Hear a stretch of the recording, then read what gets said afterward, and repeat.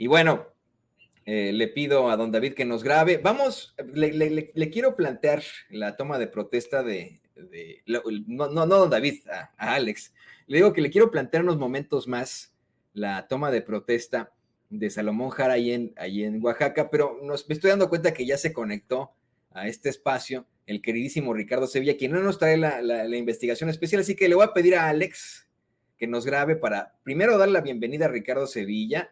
Sé que tiene una investigación extremadamente fuerte hoy aquí en Sin Censura que nos va a estar compartiendo sobre pues cómo es que ese Instituto de la Transparencia tiene a muchos panistas y por eso nos damos cuenta de situaciones muy adversas. Pero antes de cualquier cosa, a sabiendas de que él ya escuchó esta reflexión, me gustaría muchísimo escuchar lo que él opina sobre precisamente estos conceptos medievales que intenta implantar un personaje como Pedro Ferriz de Con en nuestro ser para pues acusar a un presidente, a un mandatario vamos, sacar raja política. Querido Ricardo, bienvenido a Sin Censura, ¿cómo te va?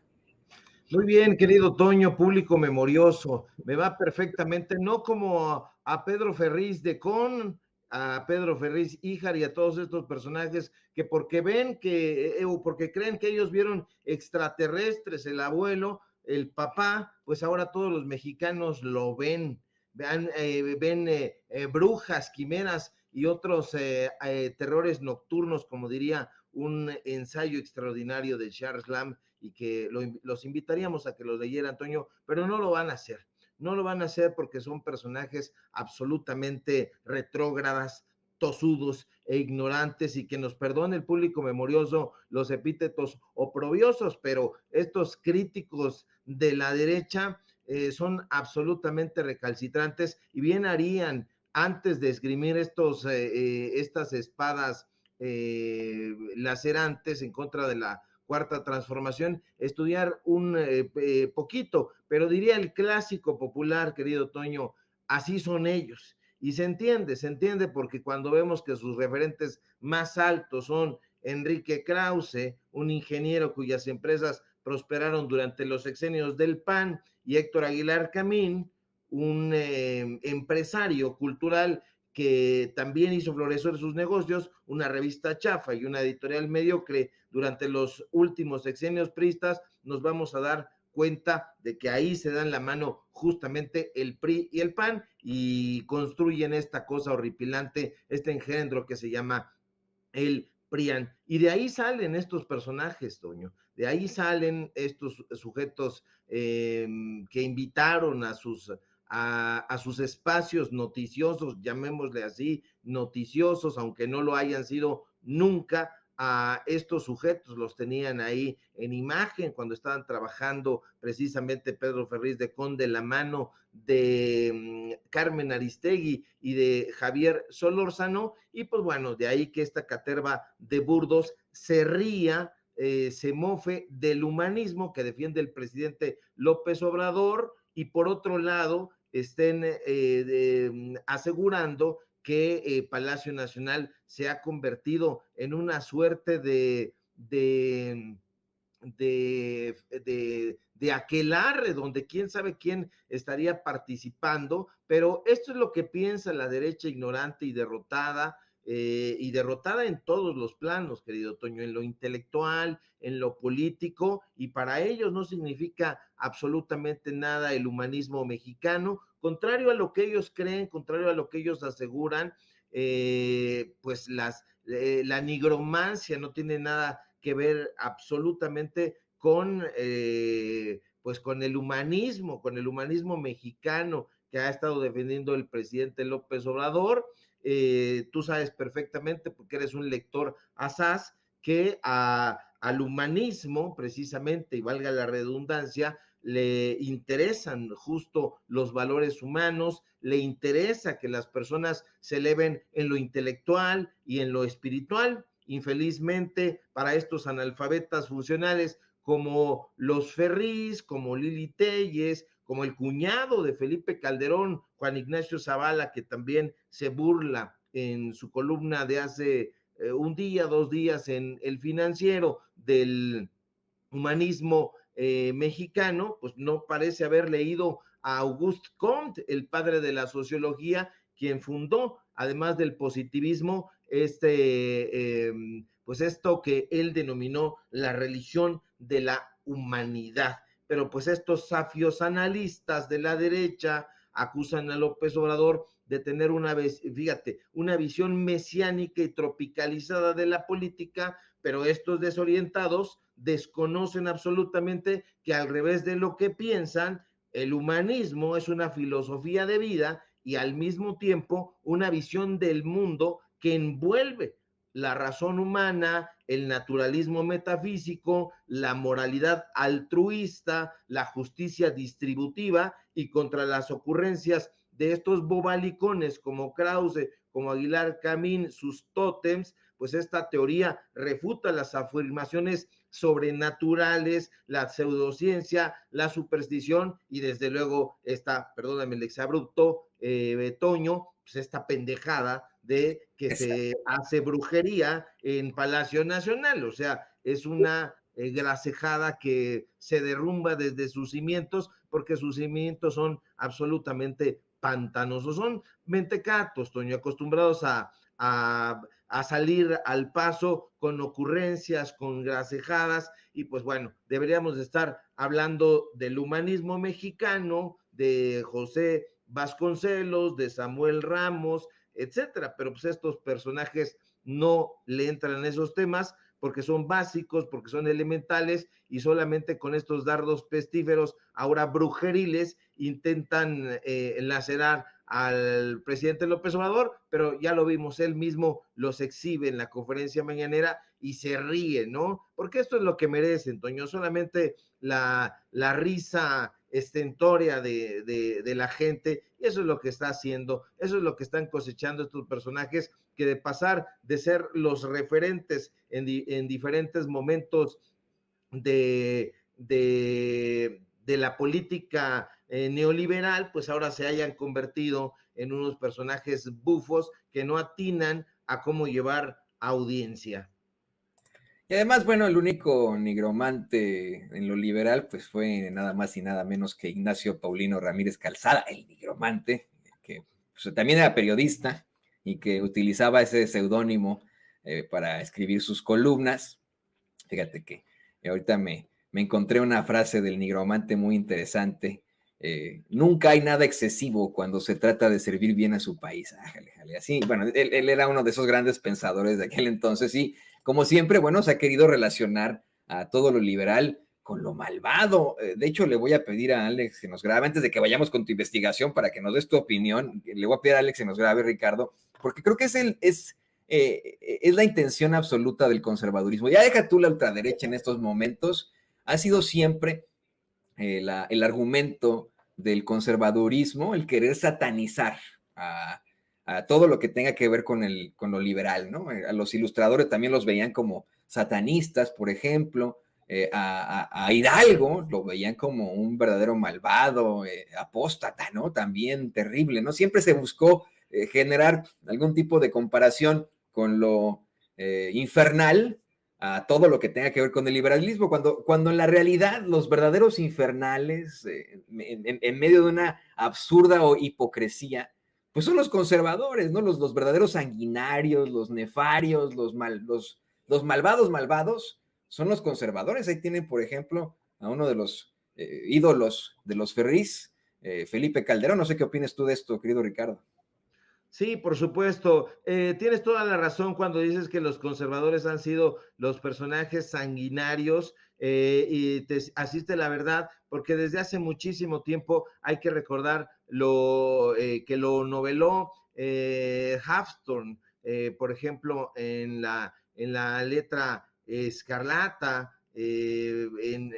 Diferentes novelistas han hablado precisamente de estas quemas que desde hace muchísimos años, prácticamente desde el medioevo, pasando por los grandes episodios conservadores, los grandes episodios en la historia pacatos, pues quemaban vivos a hombres y mujeres, aduciendo que su pensamiento crítico era simple y sencillamente brujeril. Hay que recordar las expresiones de estos sujetos que han llamado precisamente a lanzar a la pira los libros del presidente López Obrador, son los mismos personajes que con esa mirada recalcitrante están rechazando el humanismo para aducir esta tontería de la brujería.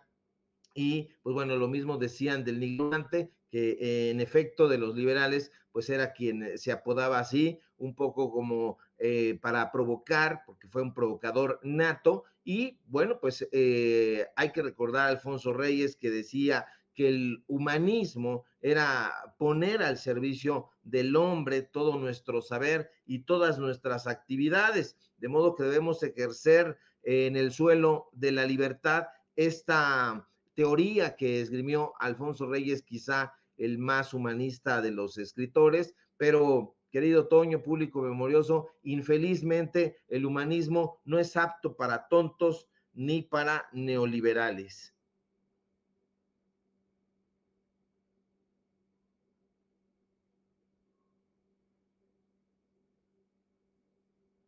Tu audio, Toño. Gracias, querido Ricardo. Yo sí que te voy a acuñar esa frase, que por favor, don David, la escriba para que la podamos poner en oro, porque es verdaderamente importante y vital que nos podamos dar cuenta de esto. Y bueno, pues ahora sí, vamos a pedirle a Alex, en la otra parte, que nos grabe, querido Ricardo, para ir a tu investigación especial aquí en Sin Censura, una investigación que también a mí me estremeció, ¿eh? Así como me estremecen los comentarios ridículos de los Ferris, me estremece el conocer esta verdad, esta situación muy cuestionable de un instituto muy cuestionable que fue creado precisamente en tiempos de Vicente Fox, pero que nunca cuestionó a personajes como Vicente Fox o como Felipe Calderón. Me parece que hoy tú exhibes a ese INAI y su transparencia controlada por el PRIAN, ¿no es así? Así es, querido Toño, público memorioso, y es una investigación periodística, un reportaje que nos ha llevado tiempo, que incluso la debemos haber presentado el día de ayer, pero justamente por las entrevistas que realizamos, la demora que hubo en reunir ciertos elementos, sobre todo la gente que pues se siente muy nerviosa en el momento de dar su testimonio y recula y después se anima, pues nos hizo presentar esta investigación hasta el día de hoy. Pero fíjese usted, público memorioso, supongamos que usted quiere enterarse cuánto dinero gastó Sandra Cuevas en forrar la alcaldía Cuauhtémoc con su imagen, pero por alguna razón usted es suspicaz y no confía en la unidad de transparencia de esa demarcación porque intuye que esa unidad, al estar subordinada a Sandra Cuevas, se ha impuesto, desde luego, proteger a la alcaldesa perredista. Supongamos que pese a esa suspicacia, usted decide darle el beneficio de la duda y se dispone a revisar cuál es el currículum de la titular de la unidad de transparencia de esa alcaldía, María Laura Martínez Reyes, pues para ver cuál es su trayectoria y saber si es una persona confiable. Pero al hacer la búsqueda en la propia unidad de transparencia, se topa con un aviso en la plataforma que le dice que no encuentra nada sobre dicha funcionaria y entonces vuelve a sospechar usted que algo están ocultando en esa alcaldía. Pero supongamos que usted es una persona tenaz y se empeña en saber cuánto dinero gastó Sandra Cuevas en forrar la alcaldía Cuauhtémoc con su imagen y por tal motivo decide ir más allá de la unidad de transparencia de la alcaldía Cuauhtémoc y consultar la plataforma nacional de transparencia.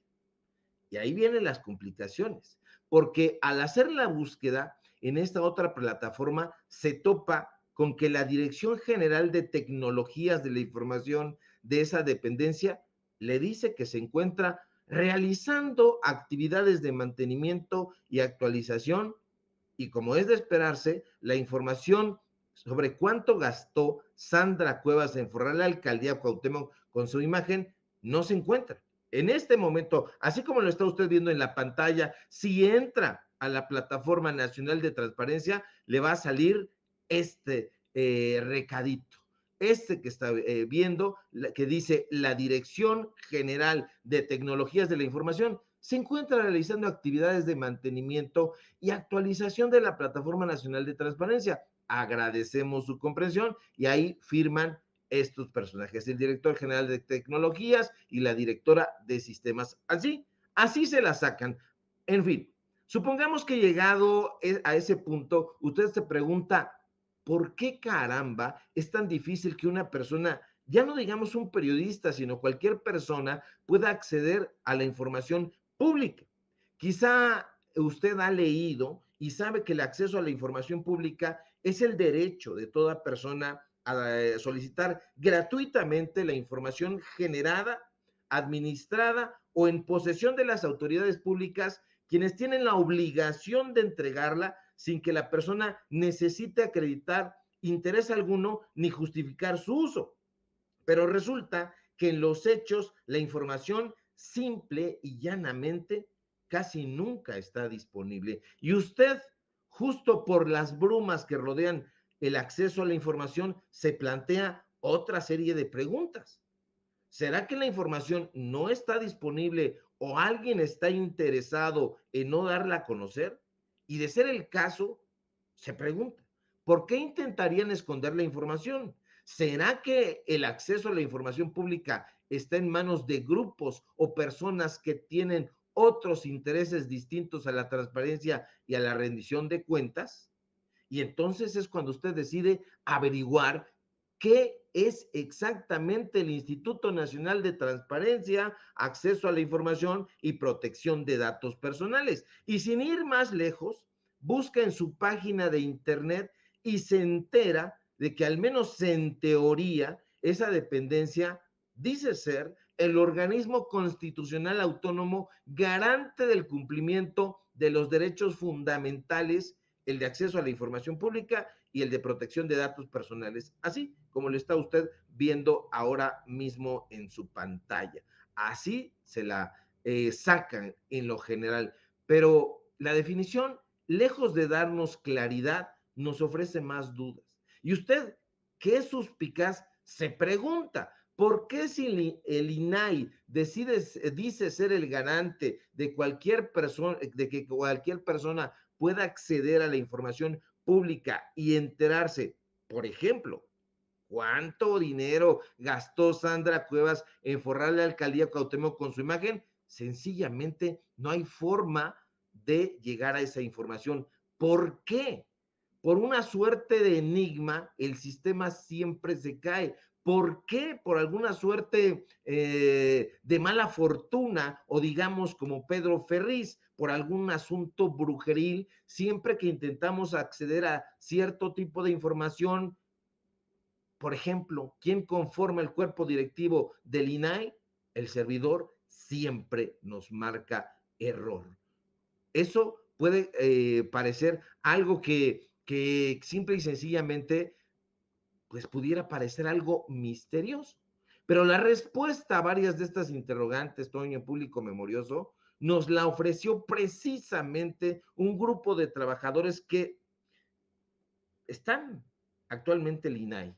No vamos a decir dónde ni en qué área, porque ese fue el requisito de que accedieran a conversar con nosotros en esta serie de entrevistas exclusiva para Sin Censura.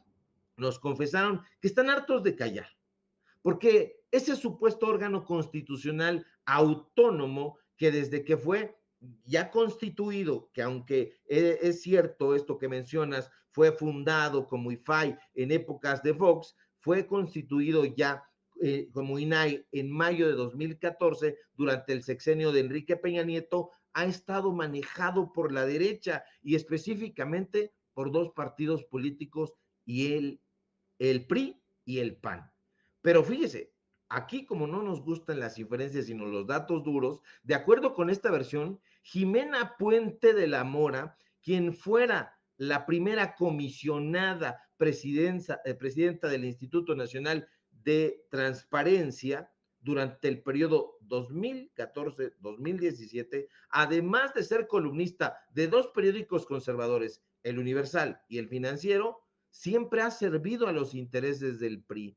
Y al revisar su currículum, en efecto, nos damos cuenta de que Jimena Puente de la Mora, al salir del INAI, se fue a ocupar, como le está usted viendo en este preciso momento en su pantalla, del 1 de septiembre del 2018 al 31 de agosto de 2021, es decir, en el sexenio del PRI de Enrique Peña Nieto, una curul como diputada. ¿Y de qué partido cree usted? No se lo tengo que platicar, lo está viendo del PRI. Ahí está, lo ve. Pero ¿quién cree usted que fue el antecesor de Jimena Puente de la Mora cuando justo fue la transición del IFAI al INAI? Un personaje panista egresado de la Escuela Libre de Derecho, Gerardo Laveaga, quien entre 2013 y 2014 fue comisionado presidente de ese organismo que siempre se ha presumido autónomo. ¿Y sabe usted quién propuso a Gerardo de Laveaga? Lo está viendo en su pantalla ahora mismo. Nada más ni nada menos que otro egresado de la Escuela Libre de Derecho, el entonces presidente Felipe Calderón. Ahí está usted viendo el tuit en su momento de gobernación. Propone el presidente Felipe Calderón a Gerardo Laveaga como comisionado del IFAI. Ahora, cabe recordar que Gerardo Felipe Laveaga Rendón siempre fue un acérrimo defensor del calderonismo y de hecho durante su gestión como comisionado del entonces IFAI, votó contra transparentar la masacre de San Fernando y las condonaciones fiscales del Servicio de Administración Tributaria.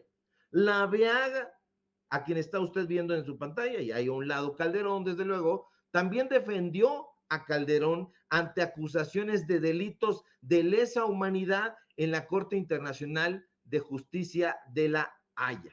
Pero ahí viene una cosa súper delirante, perdóneme el exabrupto, muy cabrona.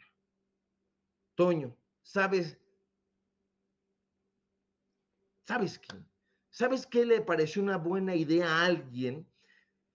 Nombrar a Gerardo Laveaga como titular de la Unidad de Transparencia y Enlace con el Sistema Nacional Anticorrupción de la Secretaría de la Función Pública. ¿Pero qué crees, Toño?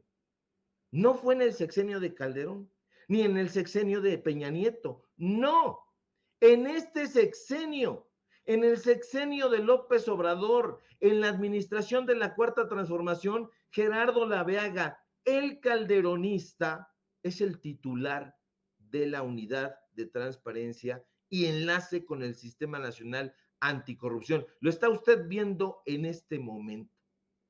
Y Laveaga, de acuerdo con fuentes que accedieron a conversar con nosotros, fue colocado en ese puesto por el titular de la dependencia, Roberto Salcedo Aquino.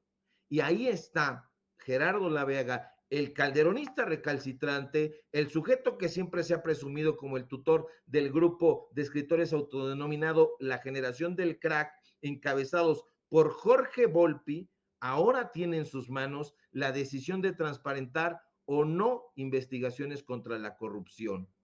Pero Laveaga, público memorioso, no es el único personaje de la oposición que está trabajando como una suerte de polizonte en el barco de la Cuarta Transformación.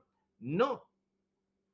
La actual comisionada presidenta del Instituto Nacional de Transparencia, Acceso a la Información y Protección de Datos Personales, Blanca Lilia Ibarra, proviene de las filas del expresidente Ernesto Zedillo Ponce de León. Sí, la titular del INAI en este momento y que en los últimos meses ha dicho y subrayado una y otra vez que el perfil técnico y especializado del INAI no es político, nunca lo ha sido, dice ella. Pues resulta que fue directora de medios estatales en la presidencia de la República de 1997 a 2000, sí, justo en el sexenio del priista Ernesto Zedillo. La flamante titular del INAI en este momento, que hoy tiene a la Plataforma Nacional de Transparencia sin funcionar, también fue presidenta de la Comisión de Transparencia del Ayuntamiento de Puebla, gobernado por ¿quién cree usted? Por priistas. Agréguele a eso que en diferentes momentos este organismo ha sido presidido por María Marván Laborde, por Alonso Lujambio, por Jacqueline Pechar, y quizá entienda por qué hasta hoy la Ley Federal de Transparencia y Acceso a la Información Pública solo se ha quedado en letra muerta. Y esos son, querido Toño Público Memorioso, los datos duros. Pero no se preocupe, porque yo el día de mañana me comprometo a informarle a usted, independientemente de de que el portal secuestrado por el PRIAN nos pueda o no dar acceso. Yo le voy a presentar a usted cuánto fue lo que se gastó Sandra Cuevas en inundar la alcaldía Cuauhtémoc con dinero, por supuesto, público. Querido Toño, pues ahí está. Quizá con eso entendamos por qué no hay transparencia y por qué el presidente López Obrador ha estado diciendo que todavía hay recovecos ahí, y yo quisiera saber a quién demonios se le ocurrió colocar en esta administración a Gerardo Laveaga, amigo de Felipe Calderón. Y querido Ricardo, a mí no me queda más que hacer el mismo cuestionamiento que hacía precisamente Enrique Peña Nieto. Y yo por eso les pregunto, y aquí les pregunto a los fachos, ¿quieren más razones para eliminar a este tipo de organismos? Los conservadores necesitan más razones para que no existan estos organismos plagados de sujetos que no llegan a sus puestos de manera imparcial. Se necesitan más argumentos para esto. Mira, creo que la única respuesta que tendremos, querido Ricardo Sevilla, llegará en 2024. Estamos ya a momentos difíciles para reformas constitucionales. No van a llegar. Es una oposición que ha votado en contra de todo lo que huela al presidente López Obrador y lo vamos a ver difícil, sino hasta 2024. En 2024 vendrán muchísimos senadores, diputados o tal vez personajes que hayan pertenecido a estos organismos como el INAI a pedirle su voto a usted que nos ve y que nos escucha. Pero en ese momento usted puede sacar esta investigación especial en Sin Censura de Ricardo Sevilla y decirles, me estás pidiendo mi voto de determinado partido, tú no fuiste imparcial y yo no voy a votar por ti ahora en 2024. Querido Ricardo Sevilla, como siempre ha sido un placer platicar contigo, reflexionar estos temas y por supuesto quedamos muy pendientes de la información que tú vas a presentar sobre Sandra Cuevas, a ver si no te regaña como regañó a unos niños patinadores en el kiosco borisco de la Santa María la Ribera, a donde por cierto yo iba mucho. Es un lugar hermoso y a mí no me molesta que patinen los niños ahí, pues pero bueno, querido Ricardo, ¿por qué no nos compartes tus redes sociales para que la gente se ponga en contacto contigo, para que te vea y te escuche?